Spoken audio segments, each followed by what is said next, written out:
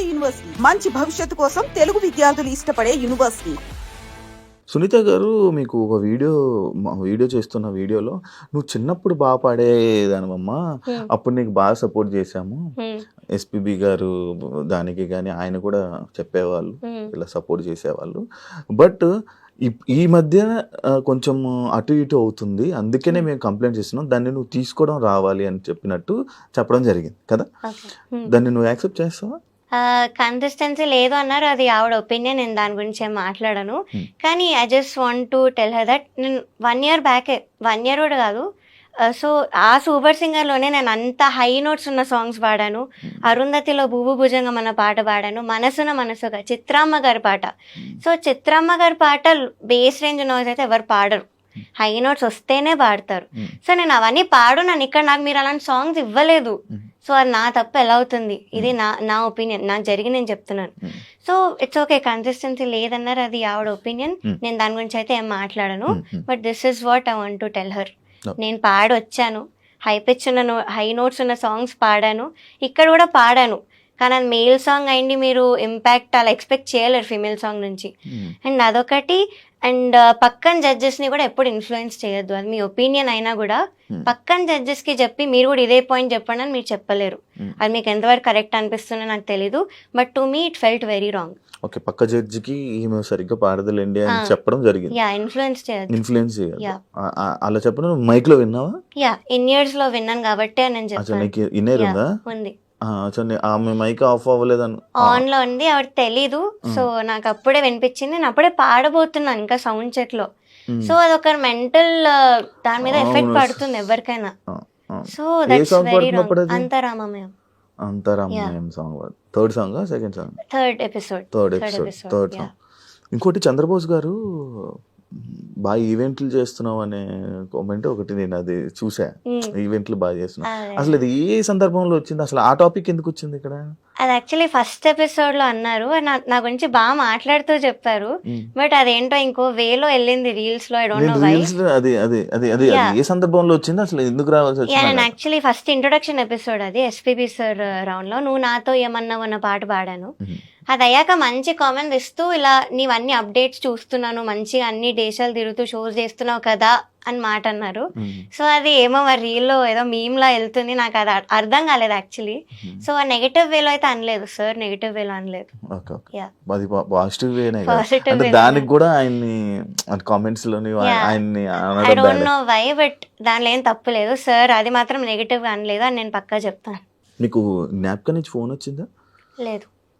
ఇప్పుడు సునీత గారి నుంచి కానీ కీరవాణి గారి ఎక్కడి నుంచి నీకు ఫోన్లు రాలేదా? లేదు, బట్ ఎలిమినేట్ అయిన నెక్స్ట్ డే ఈటీవీ నుంచి ఒక ఎంప్లాయీ గారు కాల్ చేశారు, చేసి ఇలా నిజంగా ఇంజస్టిస్ జరిగింది, ప్రస్తుతం ఎలిమినేట్ అవ్వకూడదు అని అయితే చెప్పారు.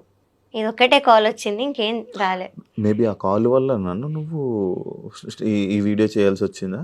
లేదు, నేను ఎలిమినేట్ అయినప్పుడే డిసైడ్ అయ్యాను. ఐ మీన్ ముందు నుంచి నాకు ఉండింది క్విట్ అయిపోవాలి, నేను ఈ షో ఎక్స్పోజ్ చేయాలి అని.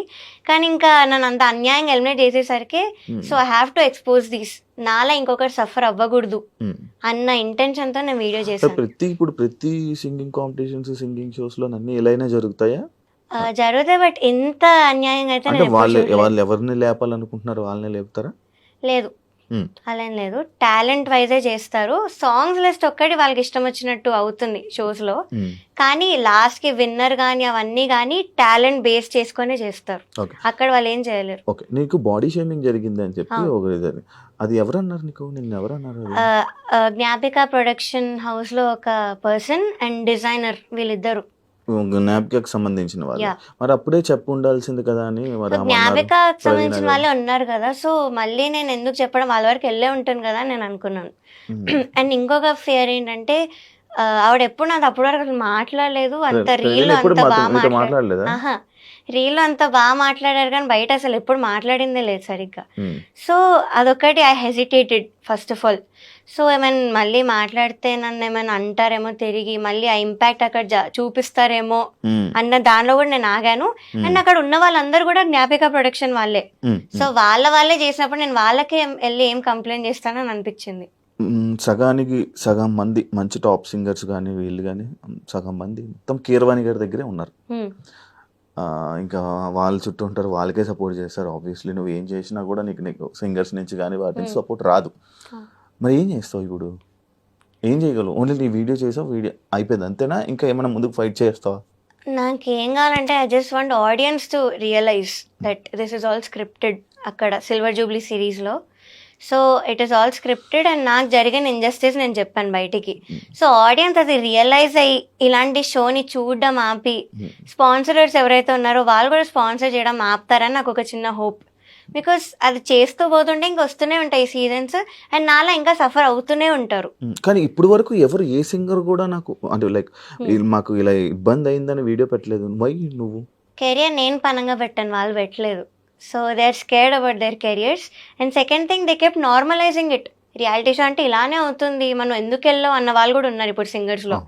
ఫస్ట్ ఆఫ్ ఆల్ ఇప్పుడు ఏదైనా యాక్సిడెంట్ అయితే యాక్సిడెంట్ ఎందుకు అయింది, నువ్వు చేయించుకున్నావు అనరు, నువ్వు ఎందుకు బయటికి వెళ్ళావు అనరు. సో ఫస్ట్ అదొకటి. తెలుగుగా మాట్లాడుతున్నావు. బికాస్ విని విని విని నాకు ఇంకా had to speak out. So you can go to summon and victim blame చేయలేరు ఎప్పుడు కూడా. నేను ఎందుకు వెళ్ళానో కూడా రీజన్ చెప్పాను. I needed exposure. ఇప్పుడు ఫ్యామిలీ అంతా నా మీద డిపెండ్ అయి ఉన్నప్పుడు I need exposure, I need more events, I need more recordings. ఒక్క పాయింట్ మీద నేను వెళ్ళాను. సో అక్కడంతా ఆపోజిట్ జరిగింది, రివర్స్ జరిగింది కాబట్టి నేను అన్యాయం బయట పెడుతున్నాను. సో ఆ రీజన్ మీరు అర్థం చేసుకోవాలి. అంత డిపెండెన్సీ ఉన్నా కూడా దీని కెరియర్ పనంగా పెట్టి మరి వీడియో చేసి అంత ఎక్స్పోజ్ చేసింది. సో మీరు అది ఆలోచించైనా నాకు కొంచెం సపోర్ట్ చెయ్యాలి. బికాజ్ నేను ప్రూఫ్స్తో కూడా బయట పెట్టాను, ఊరికే కూడా చెప్పలేదు, ప్రూఫ్స్తో బయట పెట్టాను. అలాంటప్పుడు you can spread hate. Support అయినా చేయకండి but don't spread unnecessary hate. అదే నిన్ను ఇంకొకటి కూడా అనడం జరిగింది, లైక్ ఎందుకమ్మా దీన్ని ప్రొలాంగ్ చేస్తున్నావు, ఎందుకు ఎక్కువ ఇంటర్వ్యూస్ ఇచ్చేదాన్ని ఇది చేస్తున్నావు అని కూడా అన్నా. దానికి ఏం రిప్లై ఇస్తావు? Because the more interviews the more reach to people. అంతే. సో ఇంకా ఇంకా చూస్తారు, ఇంకా రియలైజ్ అవుతారు, నేను ఇంకా కొత్త పాయింట్స్ మాట్లాడుతున్నాను. So that's the only reason. ఎప్పుడు ఆపుతావు ప్రవస్తి అంటే? నాకైతే అపాలజీస్ అవేం కూడా అవసరం లేదు. సో యాజ్ ఐవ్ సెడ్ అందరూ రియలైజ్ అవ్వాలి. రియలైజ్ అయ్యే వరకు అయితే నేను చేస్తూనే ఉంటాను. I won't step back. Of course hate comments చాలా ఉంది, హేట్ ఉంది, కానీ నేను ఇగ్నోర్ చేస్తున్నాను హేట్ అంతా కూడా. బికాస్ వాళ్ళకి తెలీదు, నా ప్లేస్లో ఉండి ఆలోచిస్తే వాళ్ళకి తెలుస్తుంది. వాళ్ళ పిల్లలకి కానీ వాళ్ళకి తెలిసిన వాళ్ళకి కానీ ఎప్పుడైతే ఇలాంటి ఎక్స్పీరియన్స్ అవుతుందో అప్పుడు వాళ్ళు కూడా స్టాండ్ తీసుకోవాలని. పేరెంట్స్ కూడా అందరికి ఫోన్లు చేసి ఏదో మాట్లాడుతున్నారంట, ఏం మాట్లాడుతున్నారు అంటే విన్నాను ఇలా పేరెంట్స్ మాట్లాడి న్యూస్ ఛానల్స్కి ఇలాగా చెప్తున్నారని. దట్ నాకు అంత పర్టికులర్గా తెలియదు ఏంటని. బట్ కొంతమంది కంటెస్టెంట్స్కి సంబంధించిన వాళ్ళు ఇలాగ నాకు హేట్ మెసేజెస్ పెట్టడం, డెత్ థ్రెట్స్ పెట్టడం నాకు తెలిసిన వాళ్ళకి. థ్రెట్స్ కూడా వస్తున్నాయా? యా, నన్ను సపోర్ట్ చేసే సింగర్స్కే పెడుతున్నారు. ఓకే, నిన్ను సపోర్ట్ చేసిన సింగర్స్ ఏమైనా స్క్రీన్ షాట్స్ వచ్చాయా నీకు? వాయిస్ నోట్ ఒకటి ఉంది but I've decided not to play because it is very abusive language వాడారు. సో నన్ను వాళ్ళని ఇద్దరిని